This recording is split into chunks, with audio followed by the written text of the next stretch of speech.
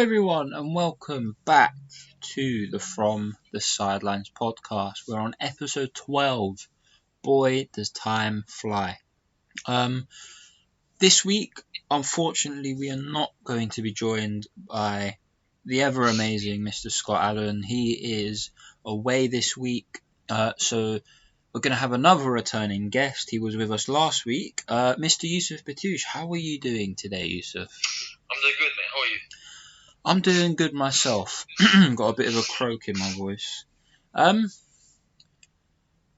Well, this week, due to the absence of Scott, we are only going to be talking about stuff Chelsea related, as I am not the best about talking about Fulham because I'll be very biased against them as a Chelsea fan. So we're going to stick with Chelsea. Me and Yusuf are both Chelsea fans. We're going to start with a review of the weekend's game, the return from the international break against Newcastle United. Now, the game finished 2-0, and I just want to hear what you've got to say about it, Yusuf. Just talk about what you thought of the game, any players that impressed you in the game, any players that you thought didn't play good enough. Just give us your analysis. Well, it was a good match overall. There were goals from Abraham and Chilwell, but it was own goal basically from Fernandes. So Yeah. So good performance overall. Werner scored a couple of goals as well. I think he missed. He was through and goal and then he missed. Just shot wide.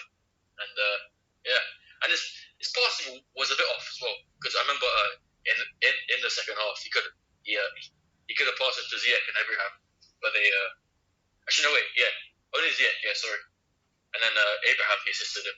Obviously, it was a good finish by Abraham as well. Yeah, definitely. I remember watching Werner in that game. He had two really good chances in the first half. The first one was a blinding save from Carl Darlow in goal for Newcastle. And the second he should have put away, but I think it was just wide. And then in the second half, he had a chance to shoot. He was one-on-one with the keeper. And then he opted to pass instead. And it was one of the weakest passes I've ever seen. So there is that. And overall, for me, I think we could have been, in the first half, we could have been 4 or 5-0 up. It was one of them games we just couldn't score. And it was tough because Newcastle, as we know, on their day can be a very defensively organised side. Obviously, we've seen them beat us in the past. They beat us 3-0 a few years ago. They beat us last year 1-0 at St James's Park with a last-minute equaliser winner from Isaac Hayden, literally 92nd minute, and we lost that game, which we did. We lost quite a few silly games last season, but we're not here to talk about that. We're here to talk about the performance from last week from Saturday. Sorry. So I just want to bring up Tammy Abraham. He started last season superbly. He was our top goal scorer last season with 14 or 15 goals. And then towards the end of the last season and start of this season, he's sort of been brushed aside by Frank Lampard. Like he was never there in the first place. But now he's starting to get back onto the score sheet. And he's doing it quite often. So I want to ask you, do you think Tammy Abraham deserves to be in the starting lineup every week? Well, not every week, but he's playing good. He's in good form. I would play him only if Pulisic is injured or is being rested. To be honest, Werner, and then put Werner on front and then Pulisic on the left. That's what I would do. Okay, yeah, definitely. I think Tammy Abraham has a very strong mindset. Obviously, last season in the Super Cup, he missed a penalty which led us to lose the game. And he also came back from that, scored like 7 goals in 5 games, which was amazing. And then obviously slumped a bit, and he's bringing back his form that we saw from the start of last season. And there's a point. Do you think Tammy Abraham is thinking, hold on a minute, Timo Werner isn't playing as well as everyone thought he was going to be? I've got a chance to get my spot back from him. Do you think that's the mindset he has? I mean, I don't think so because we bought Werner to replace Abraham. Well, not replace him, but but to add to our attacking force. I don't think he's thinking to himself, I think if I continue my form that I can replace Werner. I don't think so, but he just he just wants to do his job and score goals. Yeah, like you say there, maybe not, maybe he is, maybe he isn't. His job is to score goals, and at the moment he's delivering. He's doing his job. This is what we pay him to do. So overall, I think we played well on the day. I think Newcastle had 2 or 3 very, very good chances, and they missed all of them. All of them. No, one was a deflected shot, which Mendy superbly saved. And then Joelinton had a chance, which he missed as usual. Obviously, I'm not a Newcastle fan, but I can recognise that Joelinton isn't worth the 40 million they paid for him. Yeah, he's poor. Yeah, definitely. And Isaac Hayden, funnily enough, had a clear-cut volley chance, one-on-one with Mendy, and skied it over the bar. So that was at 1-0. So if he'd have scored there, that would have been a completely different game. So now we're going to move on to the 2 games coming up. One is tonight, as we record this podcast on Tuesday evening. The game actually kicks off in about half an hour. And I've got the starting lineup. I'm not sure if you've seen it, but I'm actually a bit optimistic about this starting lineup. It looks like a good starting lineup for a game such as Rennes. So starting is Mendy in goal against his former club, which will be interesting. Players he played with every week last season. Also in the Europa League, he played with. Right back, we've gone with a back 4. Lampard's opted for the back 4 this week. We've seen him use the back 5 a few times. But the back 4 with Azpilicueta, Thiago Silva, Kurt Zouma and Ben Chilwell, a very solid back line. The experience of Thiago Silva and Azpilicueta and the pace of Zouma and Chilwell really boding well together, and that's what you want from a back line. In the midfield, we've got Kovacic, Jorginho and Mason Mount. First time in a long time we've seen Kovacic and Jorginho in the same midfield without Kante. It's been a very long time since Kante hasn't started. And then up front, we've got a front 3 of Hudson-Odoi on the right, Werner on the left, and Tammy Abraham up front. Now, what do you think of that starting 11? When I first saw it, I was just surprised that Kante, Kante and Ziyech weren't in the squad. But obviously we got Spurs on the weekend, so obviously Lampard wants to rest up players. But yeah, and Havertz is back as well on the bench. I wouldn't play Havertz straight away. Sub on straight away. I would wait maybe till like the 70th minute, to like give him a bit of a match play of play time. Yeah, it's a good point you bring up with Kai Havertz. He's missed the last 3 weeks due to having COVID-19, and things haven't really gone well for him so far this season. Not as we expected it. Obviously, in 2020, the joint goals he's got the same amount. I think it's as Lewandowski with goals and assists. So goal contributions is what the word I was looking for. This season for Chelsea, he's been okay. He's got a few assists, he's got a few goals, he's doing okay. He's slowly growing into the Premier League, as most players have to when they first start in the Premier League. So yeah, hope maybe he gets 20 minutes, but as long as we can keep him match fit, maybe against Spurs, or maybe for future games. Yeah, you know, it's hard to call with when you've got so much talent in one squad. So with him returning to the side, or the squad, I should say, and other players in the squad, Kante on the bench, Ziyech on the bench. And one thing I noticed about the bench was it's very defensive. I think we've got Caballero, Kepa, Alonso, Rudiger, Tomori, Emerson, and then and Kante as well. And our only attacking options on the bench are Giroud, Ziyech, and Havertz. So out of like a 10-man bench, we've only got 3 attacking players, which is it isn't concerning, but let's just say we're losing 2-1 or 1-0 with 10 minutes to go. Yes, you can bring those players on, but there's not much of a selection, really. What do you think about that?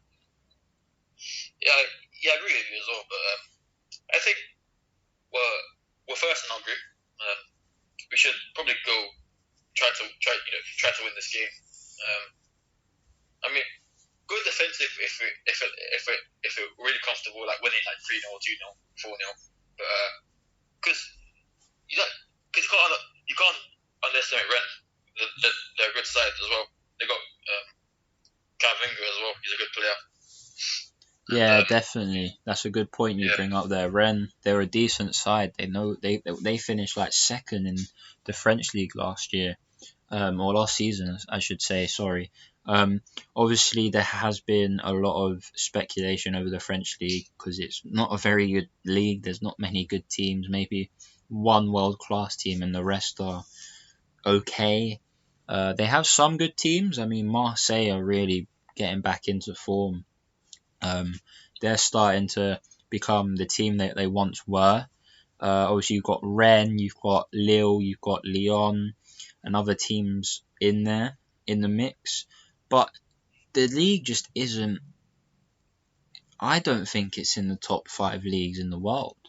I think it's maybe 6th or 7th. Obviously, you've got PSG in there, and they win the league every single season. The last team we saw win the league was a few years ago, Monaco, and even before that, PSG had won it 8 times in a row or something. Yeah, it's mad. And I know you can bring up the same point for Bayern Munich, but last season they scraped that league by the skin of their teeth, and a few seasons before that, Dortmund choked. They were like 20 points clear, but they choked. And we know the Bundesliga is so unpredictable. Obviously, look at Schalke. A few years ago, they were in the Champions League, and now they're fighting relegation. Hoffenheim are another team. They were fighting for the title maybe 5 or 6 years ago, and now they're a mid-table side. So things are always changing in that league, as they are in the Premier League. Look at Chelsea. We won the league under Antonio Conte. The next season, we finished like 6th and won the FA Cup, and with Sarri he managed to win us the Europa League and finish 3rd. So things are constantly fluctuating with these elite leagues, and you can also see it with the La Liga.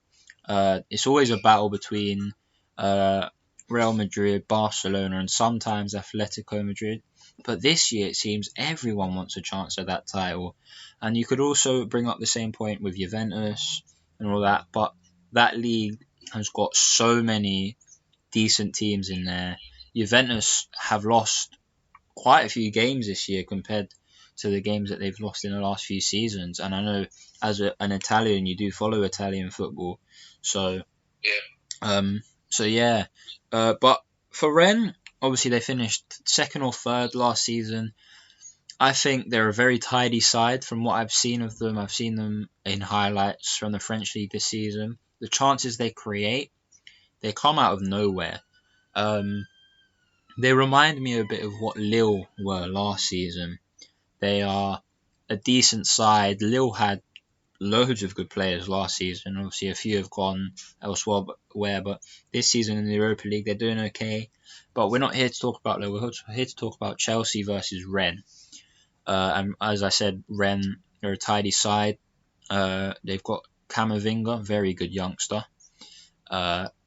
If you're looking for a good young wonder kid on Football Manager or Career Mode, definitely pick him up. You can probably pick him up for quite cheap at the start of the game. But yeah, definitely.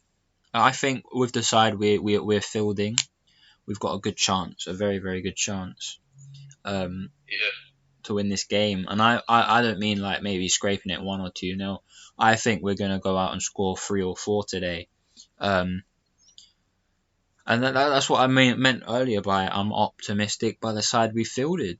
What's your view on just I wanna hear your overall view on the game ahead, your score prediction, who's gonna score, and all of that.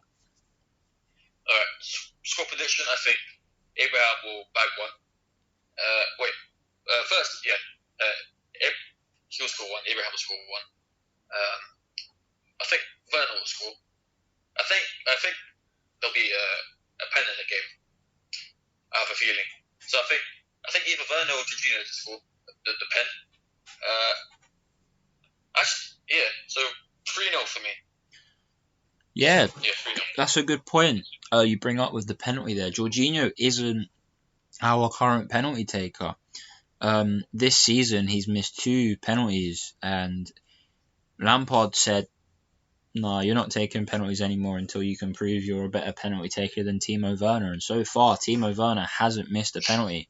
I think he's taken 3 or 4 since that's happened. So definitely a surprise to see Jorginho miss 2 penalties in the space of a few games. But for me, I think it's going to be 3-1 or 4-1. I can't see a clean sheet coming today. I know Mendy's in goal, but I just think luck always runs out. No team in the world has had the luck forever. And I think they're going to scrape one. If they are, they're either going to go 1-0 up, like Sheffield United did against us, or they're going to score a consolation in like the 85th, 86th minute. Goal scorers, I'm going to go with Mason Mount, Callum Hudson-Odoi, and Ben Chilwell. I'm hoping Werner scores because I really want him to start getting in gear and scoring the goals we want. We've seen him score for Leipzig and Stuttgart when he was there. Now we're going to move on to the review of our next league game, which is against Spurs. Big rivalry between Chelsea and Spurs. I've been lucky enough to go to 2 games against Spurs at the Bridge where we won both. The first game I went to was when Trippier scored that own goal, where he basically just tried passing it to Lloris and he passed it too wide and it went in the back of the net. And we won that game 2-0, and the atmosphere was superb. I think that the rival games are definitely the best atmosphere for me. Obviously, they make jokes about how Stamford Bridge is a library. I don't see it. Every time I go to the Bridge, and I've been to games like Grimsby or Brighton, the Chelsea fans show up. They definitely do show up. So, and also the second game I went to was, was it? Yeah, it was the beginning of last season, or was it? No, it was the season before, where we had the Stamford Bridge kit. Yeah. So the Stamford Bridge kit. Sorry. So beginning of last season, when Giovanni Lo Celso should have got sent off, we won the game 2-1. It was a very unfortunate goal to concede. Was it Eric Lamela just passed it into the path of Root, and it hit off Rudiger and went in. And that was a period where Kepa got dropped as well, and Willy Caballero was in goal, and both games he was superb. But we're here to talk about this up and coming weekend. Do you know if we're home or away by any chance? Because I actually don't know. We're at home. Okay, that's good. We don't tend to lose against Spurs at home. I think in the last 10 years we've only lost one game at home to Spurs, and that was under Conte in the second season, I think. Yeah. But even so, that's a remarkable stat to have. We beat them both games last season, uh, especially that game, our first ever game at the Tottenham Hotspur Stadium, where we demolished them 2-0. The scoreline suggests that we didn't thrash them, but we did in the game. We were superb. William with both goals. So again, I'll ask you, what are you looking for from individuals in this game? Who do you think is going to step up? What do you think the score's going to be?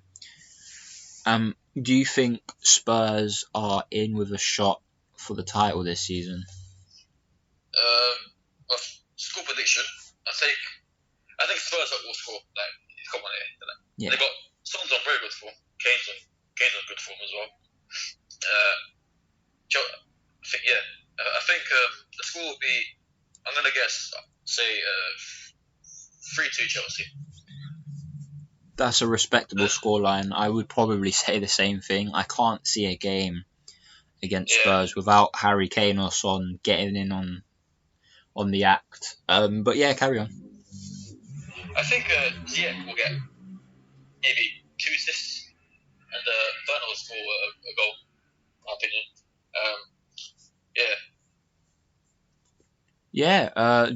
Ziyech is in superb form at the moment. So what if he's only played 5 games? He's got 2 goals and 4 assists, which is remarkable. First time in the Premier League as well. And we know he's a wizard. His left foot is magical. We all know that. We saw that at for Ajax last season. In the game against Chelsea, where he scored that ridiculous free kick. Another game I was at, by the way, and against Valencia in the Champions League, where he just wanded it straight into the corner from the most ridiculous angle. So we know he's a world-class player. We know what he can do. I'm hoping he can step up because it's a really big game that we need to win. 3 points is a must. I'll take a point, because Spurs are in superb form at the moment. Probably the team nobody wants to play at the moment. And I can't see anything else but both teams scoring, and I really hope we win. I think, like you said, it will be a 3-2, maybe 2-1, maybe even 7-all. You never know with these types of games. But I think. Wait, the Pulisic. Sorry, can I? Yeah, go for it. Is Pulisic fit for that game? I think he's back for that game. I think he is, yeah. The reason... I think Lampard said the reason he didn't choose him for this game, he didn't include him in the squad for this game, is because his hamstring isn't 100%, but he said he will be fit for the Spurs game, which is a big plus. We know he was our best player last season by far. We know what Pulisic can do. He's on his day superb. And that brings me to a point. I speak about the best player at the club being Pulisic last season. Now, so far this season, who do you think has been our best player? This season? Yeah. I think Mendy has, That's a good point. That's a very good point. We could have conceded so many goals without Mendy, in my opinion. Yeah. Especially against, Definitely against Man United. I don't think we would have got away with a 0-0 draw.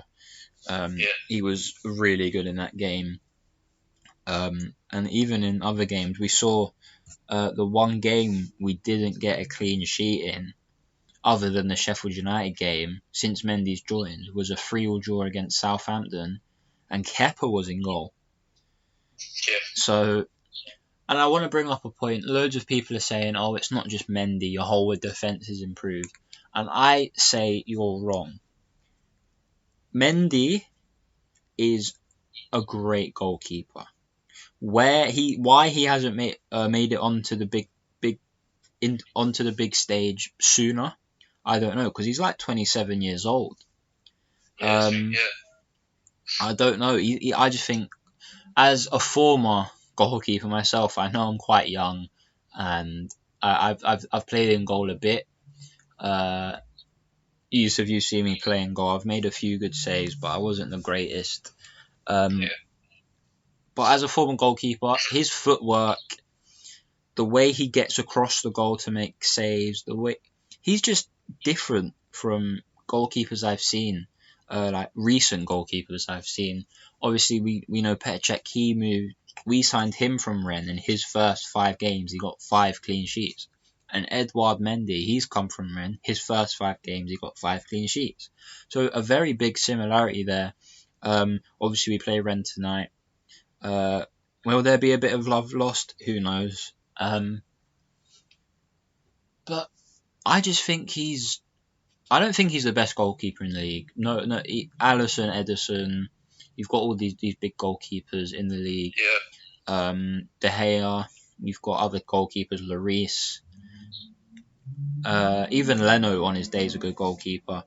And Patricio. You've got Pope's good as well. Pope's very good. You've got McCarthy at Southampton. I'm not saying Jordan Pickford because I don't think he's a good goalkeeper. No, he's not. He gets. He used to be alright, but now he's just not. Yeah, he gets away with a lot. I think this season he's gotten away with quite a lot. So, but Mendy, from what I've seen, his style is a lot different from many other goalkeepers. He likes to save with his feet a lot. I've noticed that he doesn't use his hands unless absolutely necessary. I know it sounds mental, or maybe sounds a bit mad that he doesn't use his hands as much, but it works for him. It seems to be something effective for him. What do you think about Edouard Mendy? I think he's really good. I think he's been very good since he arrived. Obviously about his clean sheets. I think since he's arrived, he's only conceded 2 goals. I think it's Spurs in the cup and Sheffield United. Yeah, that's right. Yeah. So yeah, he's been very good for our team, and Yeah, definitely. He's been. Obviously, we spoke with Scott last week about Kepa. He's a Kepa defender, and he's come out and said it on the podcast before. He likes Kepa, and I think he's wrong. Obviously, as a Chelsea fan, I have to sort of like a player. I have to be biased towards a player, and a lot of Kepa's mistakes have sort of made me think, nah, you need to go, mate. I don't think other than one player I can think of, I've never hated a player as much as. I don't say I hate Kepa, I just dislike him. Yeah. And Mendy has shown, and we've seen the difference. We've kept 6 clean sheets in 7 games, which we haven't done since Petr Cech. Even Thibaut Courtois didn't achieve that in our winning season with Antonio Conte. So he's been superb. A player I would like to say has been one of our better players this season, and it's a very bold shout, but I think he's a big dark horse, is Kurt Zouma. Yeah. He's been solid. He's made one mistake all season. And he's just been on point. Like he's popping up with goals as well. His defensive presence, Zuma's there. He's huge. Like he's strong, physical. He gets involved, and he's just got a massive head, which helps him head the ball away more effectively. So yeah, definitely. For Spurs, I want to say that Son at the moment's been their best player. Who do you think? Yeah, he's very good. He had 9 goals in the league as well. Yeah, I think 9 goals? I think you said he's you have him as the top goal scorer. in your remember, first my podcast. first podcast said that. Well, I remember you regretting saying it, and then I think now you're regretting saying that you regretted saying it. Yeah. Because he's been amazing for Spurs. Obviously, I detest Spurs. Like the Spurs fans, they're just terrible. Obviously, Chelsea fans aren't perfect, but we're much better than the Spurs fans, that's for sure. This leads me to my next point. Yesterday, I saw the league for the first time after the weekend, and I saw we are sitting in third, 2 points off the top, with 18 points, 9 games played, the same game amount as Spurs, who I believe are first. No. Or is it Liverpool? Liverpool are first, sorry. Yeah, Liverpool first. What? Sorry, I think this might sound so deluded. I think we're in a chance with the league this season. I'm going to just come out and say it. I think. Yeah, me too, yeah. We got a shot of winning it. Yeah, explain. Why do you think we've got it? Especially now. I mean, like, form doesn't last, obviously. But, yeah, we got a big shot of winning it. I think we're probably one of the teams that people don't want to win it. Yeah. We're a big dark horse to win it. If you're going to put money on someone winning the league, and if you put £1 on Chelsea to win the league, I bet the odds aren't I bet the odds aren't like slim, but I reckon the odds are decent for us to win the league. So if you want to earn some money, stick £1 on Chelsea to win the league. No, I don't condone betting.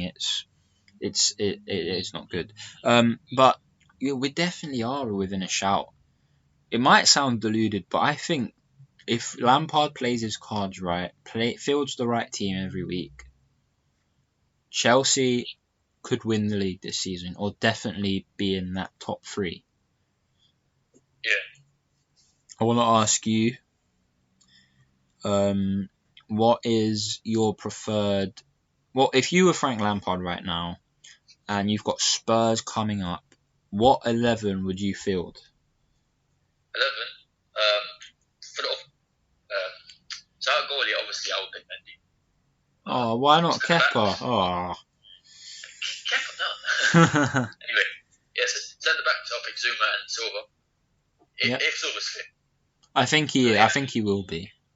Yeah. So right back, I'll pick James, and left back for Chilwell. Good choices. Yeah. Midfield. Wait, what formation are you playing? 4-3-3. 4-3-3. Okay. Yeah. Midfield, I would pick Kante, Mount, and Kovacic. Why Kovacic out of interest and not Jorginho? I don't. He's playing good these couple of games. He's good in form. Yeah, I was just wondering if and there was. Good. He's dribbling as well. Like he runs at defenders, and also he's a good tackle as well. Yeah, he seems to have he has a low centre of gravity. It's hard to get him off the ball. Yeah. Attack, obviously Ziyech on the right, Werner, striker, and Pulisic if he's fit on the left. If he's not fit, Werner on the left and Abraham up front. Okay. Players you. I would go on Giroud like maybe 70th minute. Yeah. Players you've missed out. Jorginho, Havertz, Azpilicueta. I forgot about Havertz.